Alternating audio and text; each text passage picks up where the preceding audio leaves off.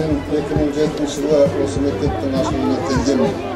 Бұл мектептің ерекшелігі білім беру сапасында, әсіресе математика, физика, химия, биология жағынан және қазақ, ағылшын, орыс, түрік тілдерін үйрену мәселелері. Бұл мектептің түлектері мынау халықаралық президент атындағы университеттің ең көп түскен өрендері осы мектептен түскен. Дүниежүзілік олимпиадаларда жеңіп жатқан осы мектептің өрендері.